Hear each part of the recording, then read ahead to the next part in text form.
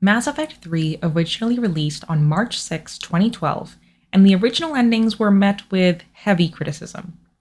There were leaks before the game even released of story beats that never reached the final script. Potential ideas that never made it included choosing the Vermeer survivor or Liara on Thessia, Javik being the catalyst, and, I kid you not, Shepard being called the Lord Protector of the Galaxy after saving the Council for the second time. You know, somehow I'm Lord Protector of the Galaxy, and this is my favorite store in the Citadel. Just does not have the same ring to it. If you, like me, did not play the trilogy as it was being released and picked up the Legendary Edition with the revised extended cut endings already in place, boy do I have a wild story for you on how the original endings were received by the fanbase. It even involves 400 vanilla cupcakes. You can't make this stuff up. Grab your favorite emergency induction port drink, and let's dive into it. The original endings to Mass Effect 3 were not what fans were looking for. A lot of the sentiment expressed was that the variation of the endings weren't all that different from each other.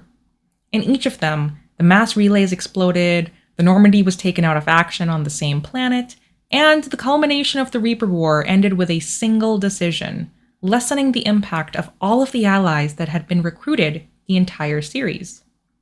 And the biggest issue with the endings, extended cut or not, the whole narrative of player choice throughout the trilogy impacting the story in a major way was reduced to a single final choice. This was their biggest mistake. Not having all of the culminating choices up until the final conversation with Starchild actually have an impact on the choice that Shepard makes. You can be a true paragon up until the final moment, and then choose control, proving the elusive man was right. What was the point? I fully understand that trying to take every single choice the player and Shep made into consideration for what final ending is shown is probably problematic on a few levels. And the game being rushed into release is also a factor. But the endings they chose ultimately left fans feeling let down.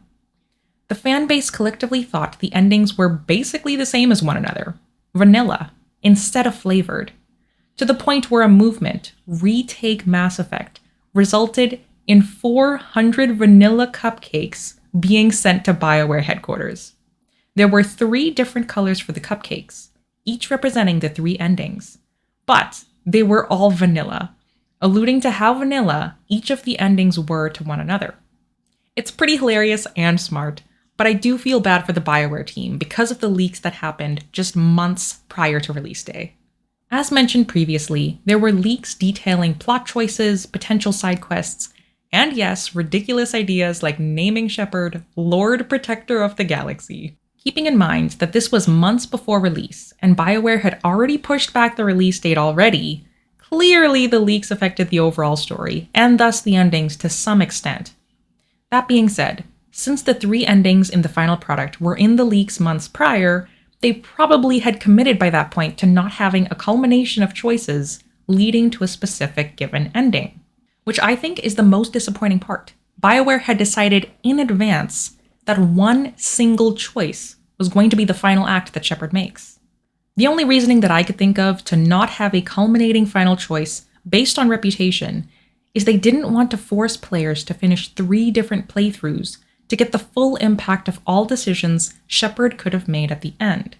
And since they only had a Paragon and Renegade reputation system, it would have been difficult to decide how Synthesis would have been decided as the final cutscene. Leaks aside, with the fans being upset with how the original endings landed, did the extended cuts BioWare released later on appease an already disgruntled fanbase with their final rushed product? Well, yes and no. The extended cut helped fans understand the differences between each of the 3 choices better, offering more dialogue in the lead up to the final decision, and the monologues of Admiral Hackett, EDI, and Shepard themselves explaining how the galaxy moved forward after each decision. At least the mass relays weren't blowing up anymore, destroying entire planets in their radius. That was probably the strangest original idea that did not make any sense. Congratulations, Commander Shepard, you have just saved the galaxy, But you also blew up all the mass relays, thus killing hundreds of thousands of people, which is kind of why you were grounded in the first place, but at least you've come full circle. The one saving grace that every Mass Effect fan can agree on that the BioWare team got right is the Citadel DLC, released 1 year after the release date of Mass Effect 3. It had everything we were waiting for: full team character interactions in the clone mission, and during the party, fun inside jokes that developed over the course of the series, and meaningful moments between Shepard and their crew. The Citadel DLC contains everything we love about the franchise. Not to mention one of the funniest lines delivered by Liara in the entire trilogy. How'd you get it? It involved the weapon's biometric data, Solarian intelligence, and a Hanar prostitute with camera implants. Seriously? No, but the truth is boring. And sometimes the truth isn't boring at all. Lord Protector of the Galaxy. I'm never getting over that one. With all of the interesting discussions surrounding the endings of Mass Effect 3, not to mention crazy theories like the indoctrination theory, where does BioWare stand with how this all impacts the next game? If any lesson is to be taken away from the controversial endings, it's this: player choice has and always will be key. I truly believe BioWare has learned from all their past victories and mistakes, similar to how us players do, and the next title is going to be their best yet.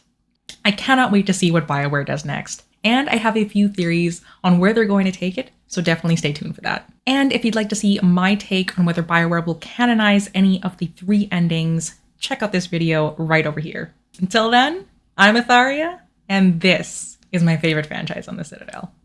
Logging you out, Shepard.